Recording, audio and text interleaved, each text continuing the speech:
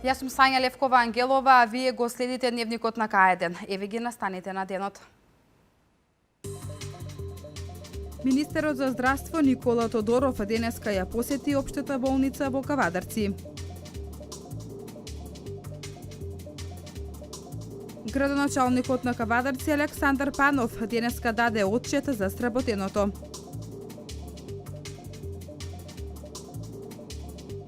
Нов парен котел е пуштен во употреба во општинското основно училиште Свети Кирил и Методи во Велес.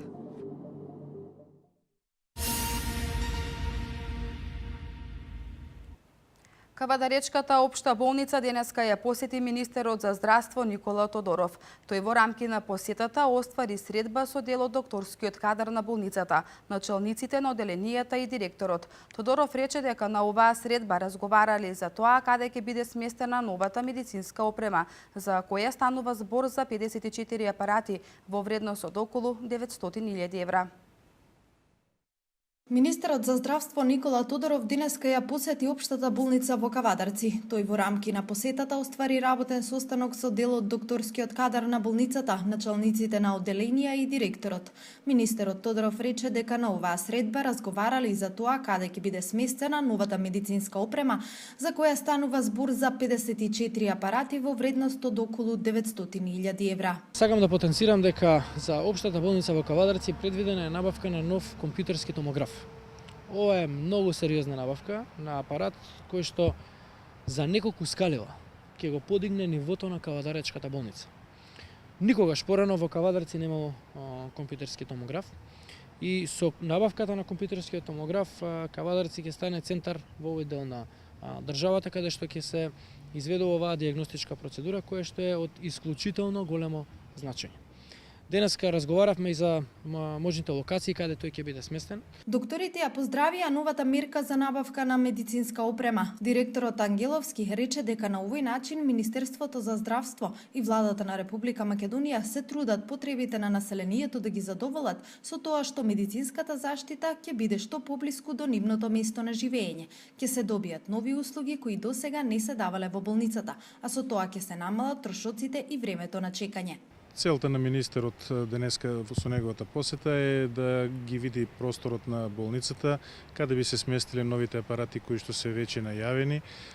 Тие апарати ќе подигнат драстично нивото на нашата болница, квалитетот на услугите, пациентите ќе бидат заштитени од патување настрана, дијагностиката ќе се подобри, ќе се формираат неколку нови оддели или во склопот на одделите ќе има други дополнителни интервенции кои што досега не се давале кај нас. Околу 80.000 жители од Кавадарци, Неготино, Росоман и Демиркапија ќе можат да ги користат здравствените услуги. Само за оваа година во болницата се набавени 3 нови апарати, меѓу кои е и дигиталниот мамограф кој веќе работи, а до крајот на оваа недела во функција ќе биде ставен и новиот гастроскоп кој е донација од фабриката Дрекселмаер.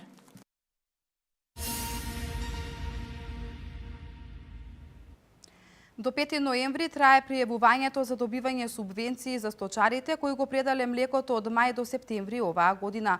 За литар кравио, овчо и козјо млеко ќе се добиваат по 3,5 денари финансиска поддршка. На млекопроизводителите и на живинарите им остануваат уште само неколку денови за доставување барања за субвенции, поточно до 5 ноември. Ова се однесува за финансиската поддршка за произведено и продадено овчо, козјо и кравио млеко и за набавените несилки во живинските фарми во периодот од мај до септември 2016 година. Висината на поддршката за сточарите е 3,5 денари за 1 литар продадено млеко во лиценцираните за откуп млекарници. Барањата се поднесуваат по електронски пат. Рокот е до 5 ноември оваа година, а се аплицира во подрачните единици на Министерството, каде што е регистрирано земјоделското стопанство или фармата.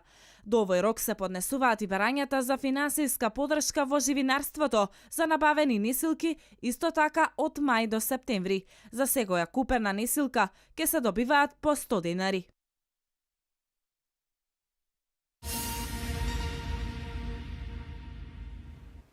Градоначалникот на Кавадарци Александар Панов денеска даде отчет за сработеното. Во делот проектите реализирани оваа година и оние кои допрва ќе се реализираат. Како најважен, Панов го напомена проектот за гасификација кој ветува дека во наредните 5 години кавадарчани ќе добијат поевтин и поеколошки енергенс. Асфалтирани патишта и улици во должина од 20.000 метри квадратни и поплочена површина од 7,5 метри квадратни во градот и околината. Изградба на кеот на реката Луда Мара во должина од 250 метри. Партерно уредување во новиот центар на градот и реализација на проектот Мини пазар на истата локација. Реализирање на проектот за проширување на Западен булевар во должина од 350 метри. Ова се само дел од активностите кои општина Кавадарци и градоначалникот Александар Панов ги реализирале во тековната 2016 година. Реконструкција на кровната конструкција на основното општинско училиште Тоде Хаджитефов, како и промена на парниот котел на истото училиште. Реконструирана е исто така кровната конструкција на основното средно училиште Кирос Панџов Брко. Отпочнавме со реконструкција на зградата на старата лабораторија и нејзина адаптација во идна детска градинка. Извршивме промена на кровната конструкција на гимназијата Добри Даскалов и изградба на 8 кабинети, што за последните 40 години е највисока инвестиција во овој објект. Отпочнавме со градежните работи на бизнис центарот во центарот на градот. Во текот е постапката за урбанизација на селата Дреново, Возарци, Сопот, Марена, Ресава, Бегниште, Раец, Рожден, Дабниште, Брушан и Бојанчиште и секако во одмината фаза ни е реализација на ГУПот на градот Кавадарци. Завршена е реконструкцијата на патниот правец Крњево-Бохула, што е плод на добро менаџирање на локалната самоуправа, меѓутоа со огромна финансиска помош на владата на Република Македонија. Понатаму во отчетот Панов ги потенцираше проектите за изградба на НВО центарот со помош на владата и UNDP. Отпочната е изградбата на концертната сала за потребите на музичкото училиште Лазо Мице Фрале. Во тек е завршната фаза од реконструкцијата на Домот на културата. Започната е реконструкцијата на локалниот пат Страгово-Крњево во должина од 400 метри. Во тек е постапката за реконструкција на улицата Блажо Алексов и изградба на кружен тек на истата, потенцираше градоначалникот. Исто така би сакал да подсетам дека во тек е 4тиот повик за избор на јавен партнер за решавање на паркирањето во градот, за што имавме и објективни и субјективни потешкоти. Дониравме финансиски средства за средување на подовите во ученичкиот дом од Кавадарци. Инвестирани се над 600.000 евра од страна на јавното предпријатие Комунарец за реконструкција на средната висока зона и цевководот до Дрекселмајер во должина од над 3000 метра. Кавадарци оваа година стана град со европски едноцифрен број на невработеност. Како резултат на кризата со откупот на грозјето, успеавме во лобирањето за дополнителни субвенции на лозарите, односно со лозарите, претежно оние поситните, или во текот крајот на оваа година или во текот на наредната ќе добијат дуплиран износ на субвенции. На територијата на општина Кавадарци за прв пат се прави автопат на потегот Дреново-Фариш. Најважниот проект во историјата на градот е фазата за гасификација во која се наоѓа Кавадарци и која ветува дека во наредните 5 години кавадарчани ќе добијат поевтин и поеколошки енергенс.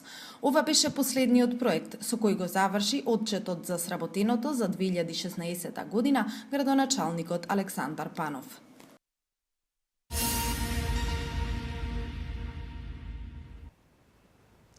Од партиската говорница на ВМРО-ДПМНЕ потенцираа дека голем број од велешките пензионери ги искористиле услугите во проектот за банско-климатска рекреација и бесплатен туристички викенд. ВМРО-ДПМНЕ за пензионерите реализираа конкретни мерки и проекти за подобрување на нивниот стандард, потенцираа од партиската говорница. Грижата за пензионерите е врвен приоритет на ВМРО-ДПМНЕ.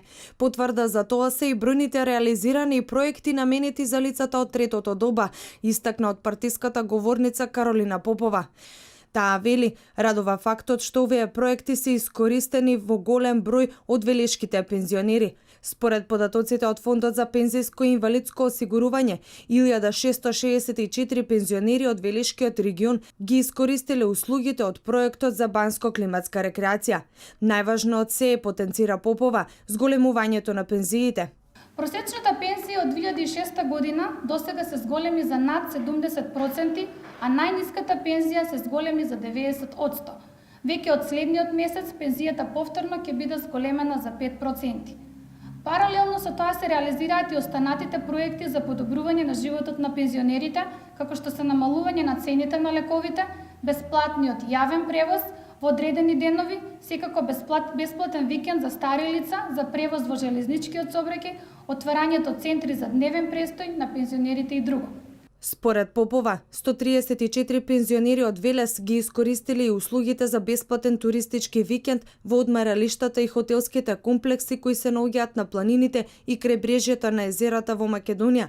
ВМРО ДПМН за пензионерите реализира конкретни мерки и проекти за подобрување на нивниот стандард, потенцира Попова, додавајќи дека ваквата динамика ќе продолжи и во иднина.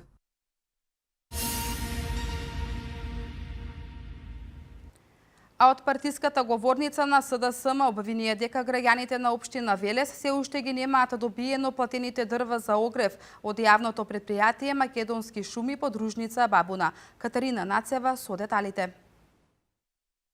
Граѓаните на општина Велес се уште ги немаат добиено платените дрва за огрев од јавното претпријатие Македонски шуми подружница Бабуна, обвини Весна Стојанова Богоевска од партиската говорница на општинската организација на СДСМ Велес. Таа запраша зошто директорот се уште не одговорил на прашањето каде се дрвата на граѓаните на општина Велес кои се веќе исплатени. Јавното претпријатие Македонски шуми подружница Бабуна да одговорат зошто се уште не им се доставени дрва за огрев на граѓаните на општина Велес. Од јавното претпријатие Македонски шуми се уште молчат, а граѓаните на Велес се уште не можат да дојдат до своите дрва за огрев. На сите граѓани кои ги исплатиле дрвата за огрев, јавното претпријатие Македонски шуми мора веднаш да им ги достави, за да можат нормално да се подготват за зимата. Богоевска порача дека секој треба да сноси морална одговорност за сите злоупотреби направени на штета на граѓаните.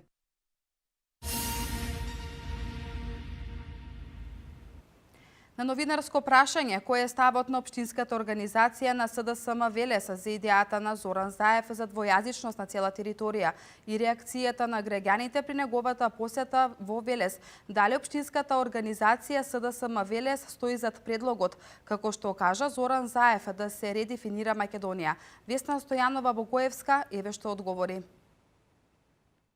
Ставот на општинската организација на Социјалдемократскиот сојуз на Велес е ист како и ставот на Социјалдемократскиот сојуз на Македонија. Изјавата на нашиот председател Заев беше изманипулирана, односно извртена токму од нивниот центар за лаги и за манипулации.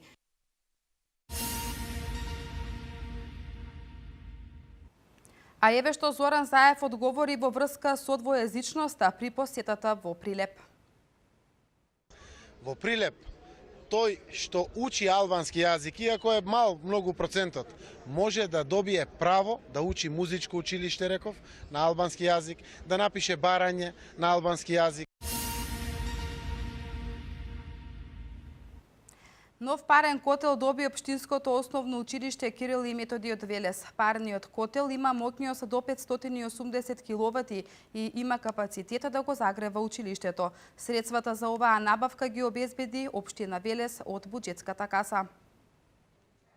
Нов парен котел е пуштен во употреба во општинското основно училиште Свети Кирил и Методи. Пробно работеше во изминативе неколку дена, а по извршениот надзор веќе е ставен во функција. Парите за оваа набавка ги обезбеди општина Велес од буџетската каса, истакна градоначалникот на општина Велес Славчо Чадиев. Имавме предвидено како совет милион денара за оваа целокупна работа, меѓутоа со позитивното надавање значително се постигнаа пониски цени. Ова моравме да го направиме, бидејќи претходниот котел кој што можете самите да го видите е не беше во употреба, имавме континуирано проблеми со негово одржување. Новиот парен котел има моќност до 580 киловати и има капацитет да го загрева училиштето. За оваа сезона што престои, училиштето Кирил и Методија, а и во иднина е обезбедено комплетно и со нафта, меѓутоа и со добра опрема. Чодиев најави дека во иднина ќе го заменат и другиот котел во училиштето кој е во функција. Во текот на викендот ќе започне и замена на прозорците во кабинетите во Општинското основно училиште Блаже Конески, најави градоначалникот.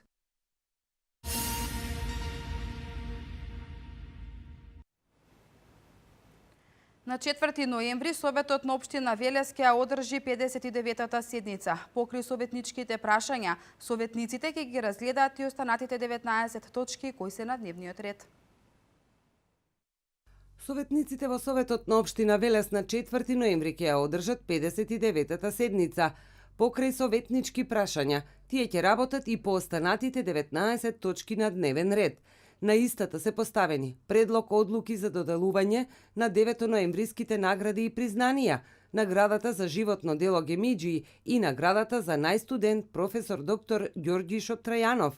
5-та точка е предлог програмата за зимско одржување на локални патишта и улици, па следат предлог програмите за изменување и дополнување на програмите за областа на спортот, уредување градежно земјиште, урбанистички планови во областа на заштита и спасување, противпожарната заштита и управување со кризи, локалниот економски развој во областа на развојот на информатичката технологија, заштита на животната средина, културата, образованието, социјалната и здравствената заштита.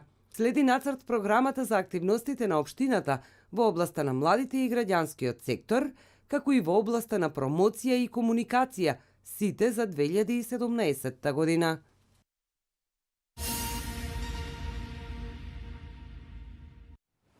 Советот на Општина Демиркапија ја одржа 34-та редовна седница на која беа разгледани и усвоени 7 точки од дневниот ред.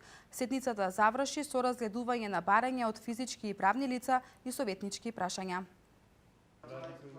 Советот на Општина Демиркапија ја одржа 34-та редовна седница на која беа разгледани и усвоени 7 точки од дневниот ред. По разгледувањето на првата точка беше усвоена предлог програма за изменување и дополнување на програмата за изработка на урбанистички планови во Општина Демиркапија за 2016 година.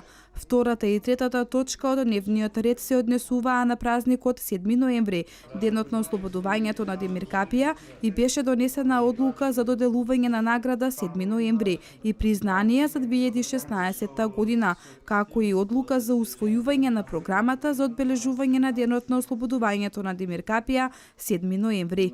По разгледувањето на четвртата точка беше донесена одлука за одобрување на финансиски средства за изработка на монографија под наслов Општина Демиркапија монографија, второ дополнето издание. По разгледување на петата точка беше донесена одлука за долгорочно домашно задолжување на Општина Демиркапија во рамки на проектот за подобрување на општинските услуги. Седницата заврши со разгледување на барање од физички и правни лица и советнички прашања.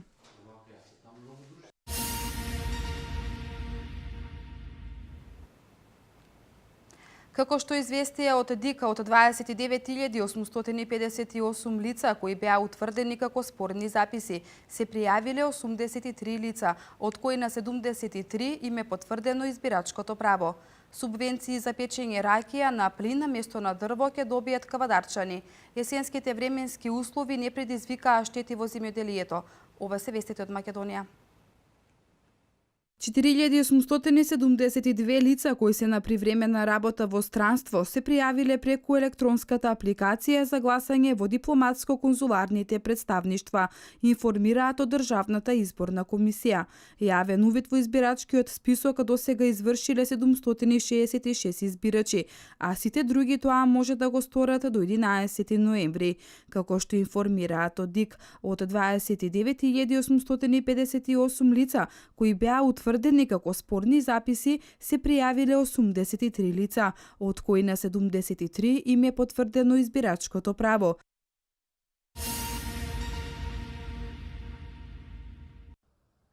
Општина Кавадарци ќе субвенционира печење ракија на плин место на дрва.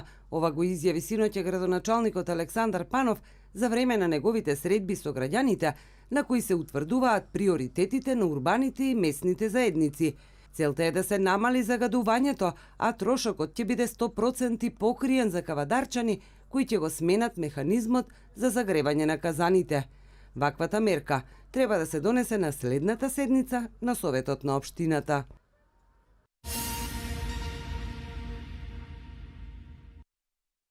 Студените утра и првите есенски мразеви не предизвикаа штети во земјоделието. Земјата има доволно количество на влага, а дневните температури се поволни за зрното кое се наоѓа во почвата во сите региони во земјата. Температурите во текот на денот се оптимални за работите на отворено и за поникнување и развој на посевите и покрај ниските утрински температури овозможуваат да продолжат започнатите работи околу есенската сеидба. Погодните временски прилики се добре дојдени за жетвата на оризот која е во тек, а останатите култури веќе се собрани, останува да се соберат уште доцните сорти овошје.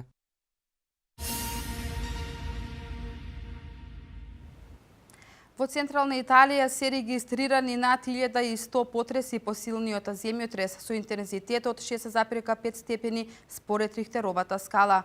Убиени се околу 100 борци на джихадистичката група од страна на ирачките сили при воздушни напади во Мосул. Ова е свето денеска. Лидерот на исламската држава Абу Бакар ел Багдади се наоѓа во Мосул и кога тој би бил убиен, тоа ќе и нанесе смртоносен удар на терористичката група, изјави истакнатиот курдски представник Фуад Хусейн. Хусейн, кој е шеф на кабинетот на курдскиот лидер Масуд Барзани, истакна дека курдските власти имаат информации од повеќе извори дека Багдадин е во Мосул, градот за чие освојување се борат ирачките сили. Според него во последните 8 или 9 месеци Багдадин се крие, оценувајќи дека е очевиден поразот на джихадистичката група.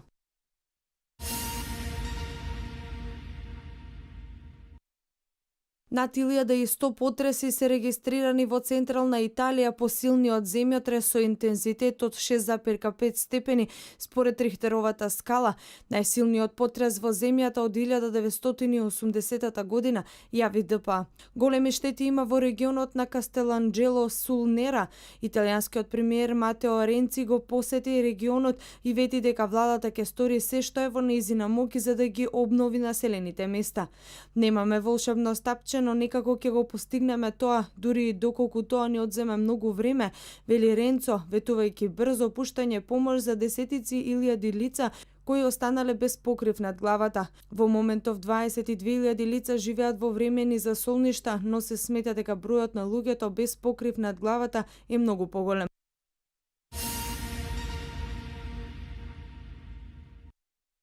Ирачките сили убиле околу 100 борци на джихадистичката група Исламска држава при воздушни напади во Мосул, објави денеска телевизијата Ал Џезира. Според информациите на телевизијата, ирачката војска ослободила 11 населени места во близина на Мосул и превземала целосна контрола врз квартот Кокчали. Копнената операција за ослободување на Мосул, кој е заземен од Исламската држава во 2014 година, започна на 17 октомври.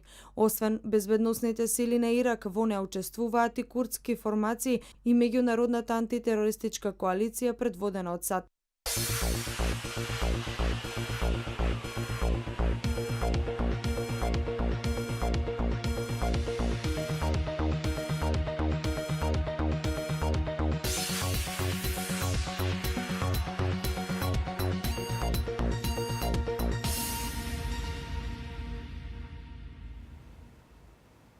Денеска имаме сончево и потопло време, температурата достигна до 18 степен. Утре попладне ќе има зголемување на облачноста. Графичкиот приказ во продолжение.